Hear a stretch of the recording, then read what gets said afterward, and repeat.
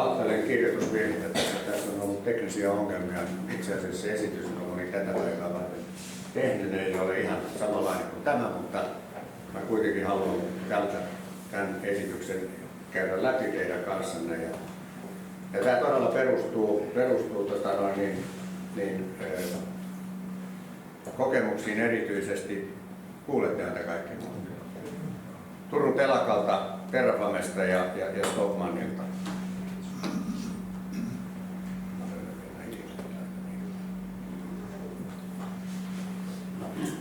Transformaatioita on hyvin erilaisia vaiheita. Ensimmäinen on ehkä tämmöinen ennaltaehkäisevä muutos, joka tarkoittaa hyvästä parhaaksi. Ja yrityselämässä se tarkoittaa yleensä sitä, että yrityksen kasvu on alkanut hyytyä ja tuloksentekokyky saattaa junnata paikoille. Tähän vaivaa suomalaista talouselämää noin laajemminkin tällä hetkellä. Ja sitten tietysti kilpailukyky on saattanut jo lähteä huonoon suuntaan. Se toinen vaihe, vähän enemmän työtä vaativa vaihe, on sitten liiketoiminnan tehostaminen, joka yleensä tarkoittaa strategian uudelleen arviointia. Ja silloin ollaan jo menettämässä markkinaosuuksia, kannattavuus on heikentynyt pidemmän aikaa ja myöskin henkilöstön sitoutumisessa on alkanut tapahtua muutoksia huonoon suuntaan. Sitten kolmas vaihe on liiketoiminnan suunnan muuttaminen. Se tarkoittaa sitä, että painiskellaan jo vakavienkin tulosongelmien kanssa. Tuloksentekokyky on huonontunut pidemmän aikaa. Kassa on alkanut huveta ja myöskin tapahtuu asiakaskatoa. Ja syvä muutosvaihe on sitten semmoinen ongelmavyyhti, jossa on vaikeita kassan hallintaan liittyviä ongelmia ja myöskin tuote- ja palvelupaketti, jota asiakkaille tarjotaan, on menettänyt tehonsa, jos näin voisi sanoa. Ja yleensä sitten joudutaan myöskin uudelleen rahoittamaan toimintaa, että se on välttämätöntä, jotta päästään eteenpäin. Ja viimeinen vaihe on sitten liiketoiminnan uudelleen rakentaminen insolvenssin tai yrityssaneerausmenettelyn kautta.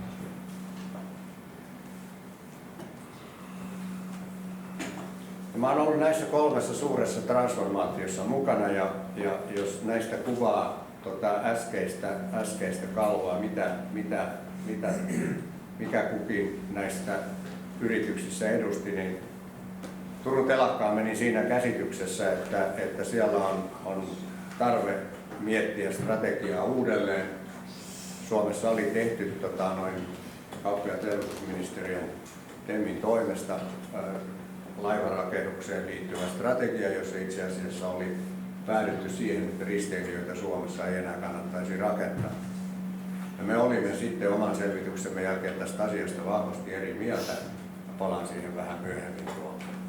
Silloin kun tulin Stockmannille, niin itse asiassa lähtökohta oli hyvin samanlainen. Liiketoiminnan tehostamisesta oli kysymys, mutta kuten kaikki ehkä muistaa, niin lopulta päädyttiin covidin takia siihen, että eli Stockmann jouduttiin hakemaan yrityssaneeraukseen.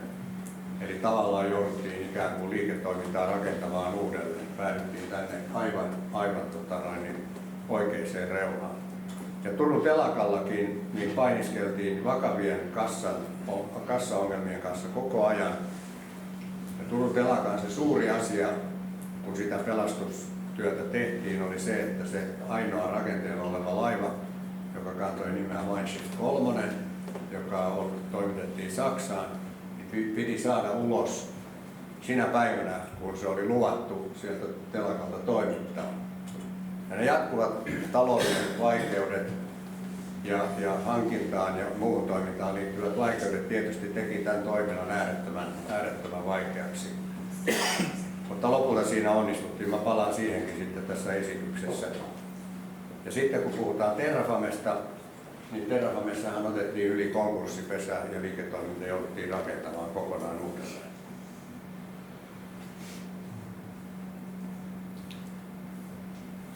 Jos sen verran vielä puhun itse Meyer Turusta, joka niin kuin tiedätte on toimittanut nyt 2 Icon of the Seas -nimistä risteilyalusta Royal Caribbean Cruise Linelle Yhdysvaltoihin.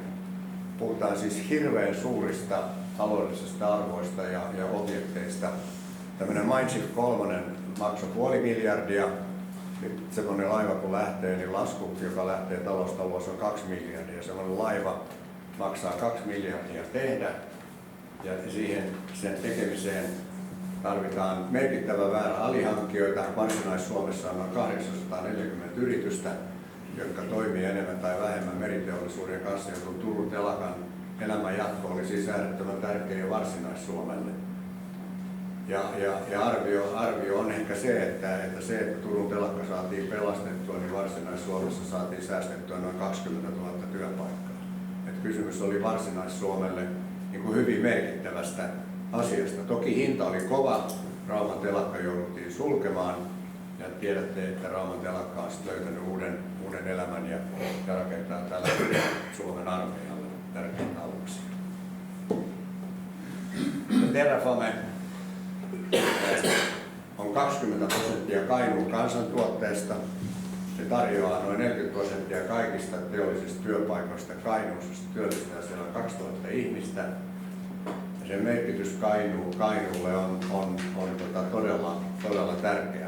Sitä paitsi Terrafame on Euroopalle tärkeä, sillä se tuottaa noin 70% kaikessa Euroopassa tuotetusta nikkelistä. Eurooppa käyttää noin 20% maailman raaka-aineista, kriittisistä raaka-aineista, mutta tuottaa niistä itse vain 3%. Ollaan äärettömän Kiinan riippuvaisia. Näin Terrafamellakin on paitsi suomalainen, kainuulainen, niin myöskin eurooppalainen merkitys. Ja Stokka, meidän rakas Stockmann, joka on ikoninen brändi, perustettu 1862, niin sillä on taas Helsingin keskustan elinvoimalle erittäin suuri merkitys. On vaikeaa kuvitella, että Helsingin keskustaan tulisi ja siellä ei olisikaan Stokkaa. Se Stockmannin tavaratalo siinä Helsingin keskustassa, joka ilme on uusiutunut merkittävästi, niin kuin toivottavasti kaikki olette voineet nähdä, kun olette siellä käyneet, niin se on edelleenkin Euroopan 5. suuri tavaratalo. Ja sen jälkeen, kun minä siellä olin 2019-2021, niin se on edelleenkin taistellut kannattavuusongelmien kanssa, mutta tietääkseni parempaan suuntaan ollaan menossa.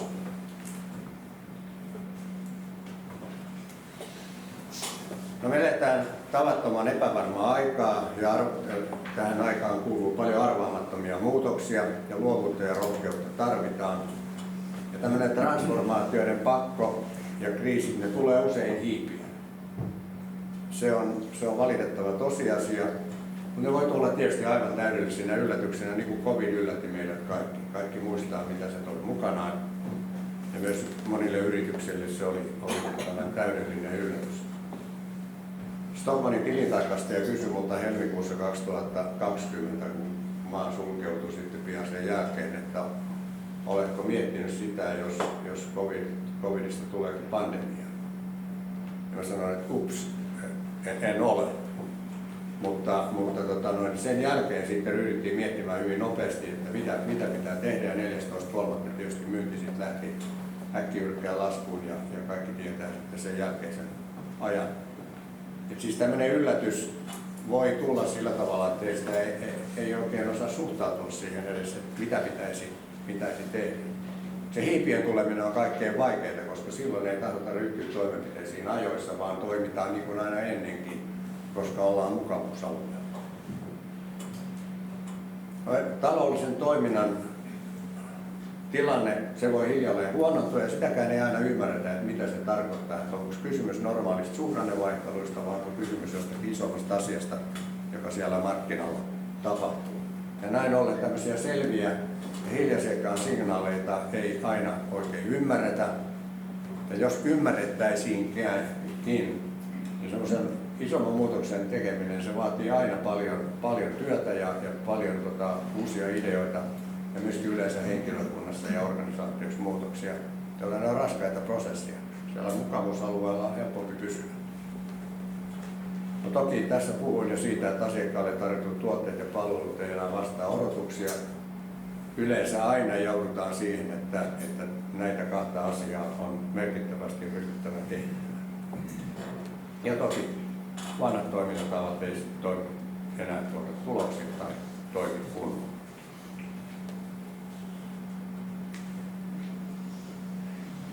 Mä näytän teille kuvan Terrafamesta 24 kilometriä tai kaivosalue. Osaatteko te arvata, että mitä arvaamatonta Terrafame on erityisesti kohdennustoiminnassa? Mä otan vähän. Markkinamyllerrykset on ollut kaikkein vakavin asia. Ei ne kaikki vaikeudet, jotka itse asiassa siellä tuotannon ylösajassa ja muussa on kohdattu, vaan se, että puhutaan volatiileista markkinahinnoista ja kiinalaisten merkittävästä osuudesta. Silloin kun me rakennettiin tämä akkukemikaalitehdas, niin se oli maailman suurin yksittäinen tuotantolinja ja sen jälkeen kiinalaiset on investoinut $20 miljardia Indonesiaan ja sieltä tulee sitten nikkeliä, jonka kanssa kilpaillaan.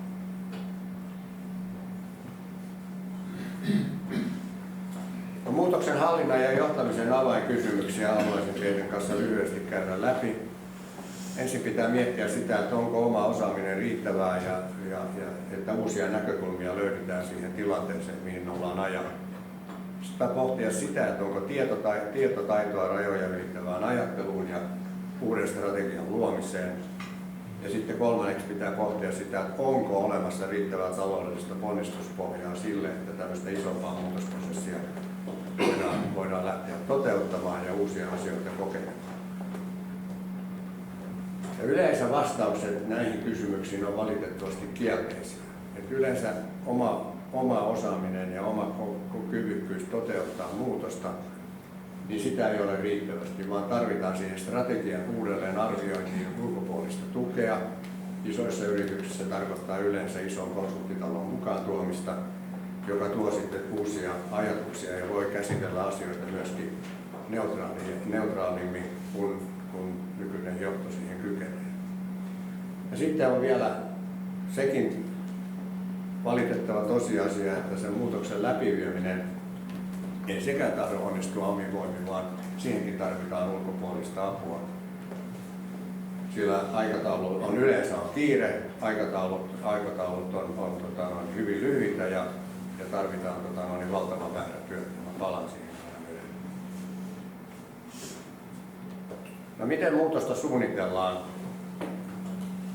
Siihen liittyy aina liiketoimintamallin päivitys ja strategian päivitys tai kokonaan strategian uudelleen arviointi ja silloin on perehdyttävä hyvin syvällisesti yrityksen perusasioihin. Kun mä oon tullut tämmöisiin kriisiyrityksiin mukaan, niin se asia, joka on hyvin tärkeä selvittää, on tietysti se, että minkälaisia ihmisiä sitä yritystä johtaa, ketkä semmoisen muutosprosessin siellä yrityksessä voisi toteuttaa. Sen lisäksi käydään läpi yrityksen taloudellinen tilanne, numerot ja kaikki tärkeimmät markkinoihin liittyvät asiat.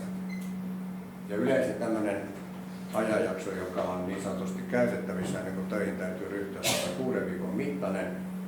Ja sitten se, ketkä henkilöt niin sanotusti valitaan sen muutoksen vetureiksi, niin se perustuu hyvin pitkälle sitten aika lyhyisiin haastatteluihin ja sitten intuitioon siitä, kenen uskot olevan vahva tämmöisessä muutostilanteessa.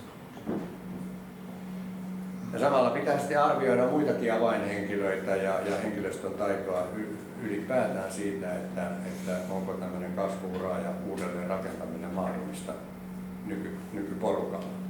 Ja vastaus yleensä on se, että noin 40% johdosta vaihtuu ja myöskin avainhenkilöitä joutuu muuttamaan ja organisaatiota aina joudutaan tästä. Ja asiakas pitää palauttaa toiminnan keskiöön. Stokkan suuri haaste silloin, kun sinne tuli, on se, että Stockman oli unohtanut asiakkaan. Tämä kuulostaa teistä aivan omituiselta, mutta näin oli itse asiassa käynyt. Stockman yritti olla jokaiselle jotakin, joka on tietysti ihan mahdoton yhtälö.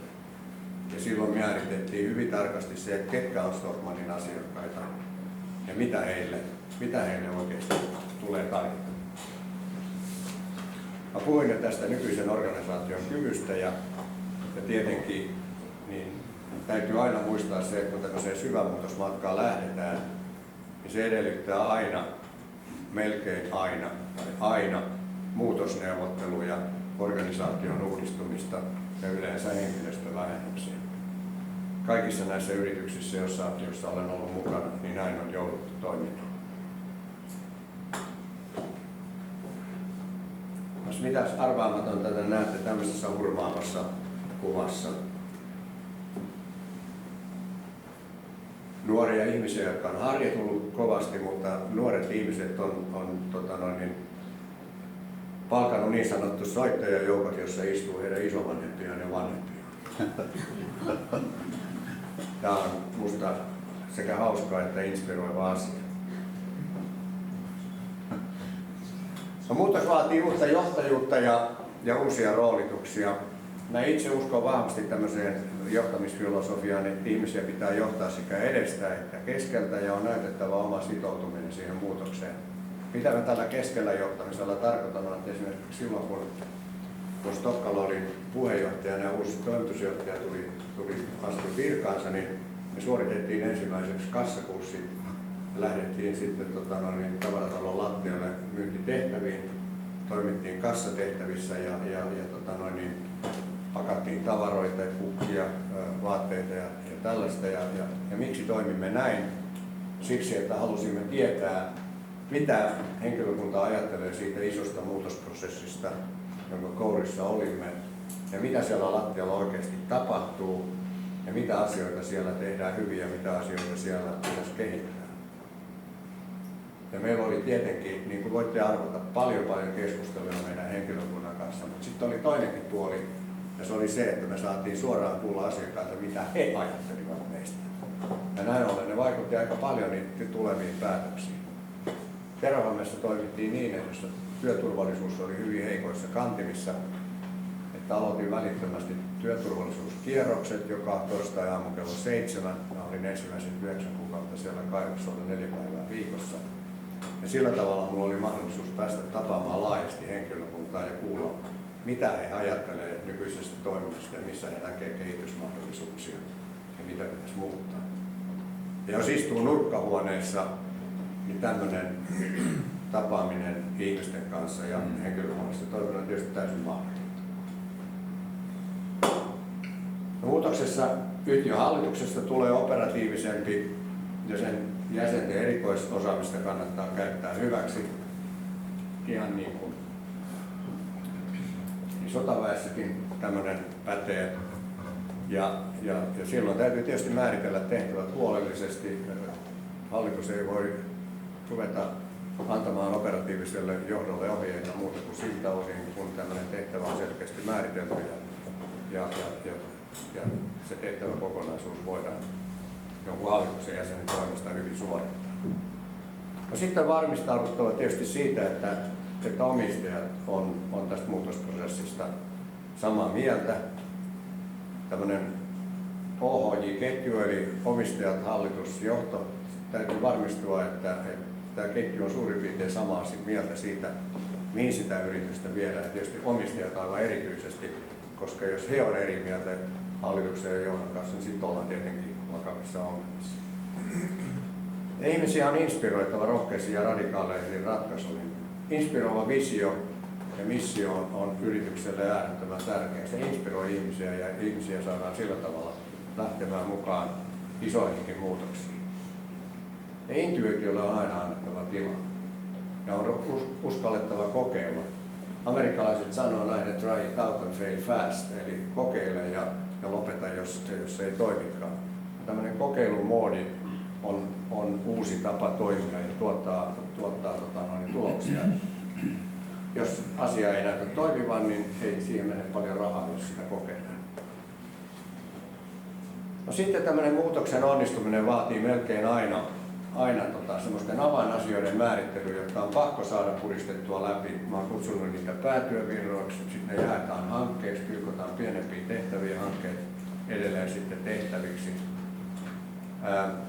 Stokkalla näitä päätyövirtoja oli 13. Ne pilkottiin 220 hankkeeseen ja ne 220 hanketta edelleen 2450 tehtävään. Ja jokainen voi ymmärtää, että tämmöinen määrä työtehtäviä, niin se vaatii tietysti sitä, että tämmöiset hankkeet vastutetaan, niillä on budjetti ja niillä on aikataulu. Ja sitten pitää perustaa projektitoimisto, joka johtaa tätä operaatiota. Ja se on pakkotahtinen. Tehdään ikään kuin pakkotahtinen kone, kun on aikaa esimerkiksi puoli vuotta saada nämä 2450 tehtävää toteutettua. Ja se vaatii hyvää projektitoimiston osaamista. Ja projektitoimisto myöskin auttaa ja tukee näitä ihmisiä, jotka niitä tehtäviä vetää.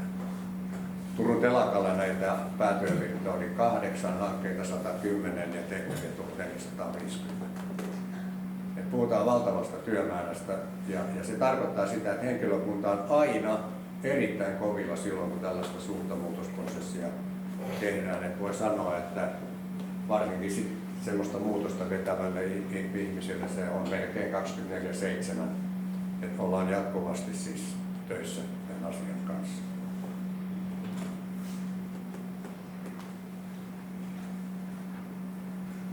Viestintä on äärettömän tärkeää. Tämmöiset hankkeet epäonnistuu surkeasti, jos viestitys yskii. Mä itse uskon siihen, että ketään ei voi viestittää hengiltä. Että on hyvin tärkeää, että ihmiset pidetään ajan tasalla. Mä itse uskon tämmöisiin niin sanottuihin town hall-kokouksiin. Ja Stockmannilla meillä oli niitä 2 viikon välein, jossa oli 100 tärkeintä ihmistä aina kuuntelemassa ja osallistumassa keskusteluun siitä, missä sen muutosprosessin osalta oltiin menossa. Ja kaikkia tarvitaan tietysti ratkaisuja löytymiseen ja niitä ideoita saattaa tämmöisen viestittämisen yhteydessä sitten tietenkin tulla. Ja yhteistyö ja monimuotoisuus on tärkeää. Erilaisten ihmisten ja ulkopuolisten asiantuntijoiden mukana olo voi synnyttää niitä radikaaleja ratkaisuja, joita omin keinoin ja omin aluein ei voida saada aikaan. Ja sitten täytyy ottaa huomioon se, että kun näitä organisatorisia muutoksia tulee, ja niitä voi tulla useampi kierros, vaan tällä hetkellä Niemi-palvelujen hallituksessa, pieni perheyhtiö, 30 miljoonaa liikevaihtoa, Niemi muuttaa kaiken, saatatte muistaa nämä punaiset autot. Niin me ollaan jouduttu tekemään jo 2,5 vuodessa 3 organisaatio-uudistuskierrosta ja vähentämään henkilökuntaa kiinteiden kustannusten osalta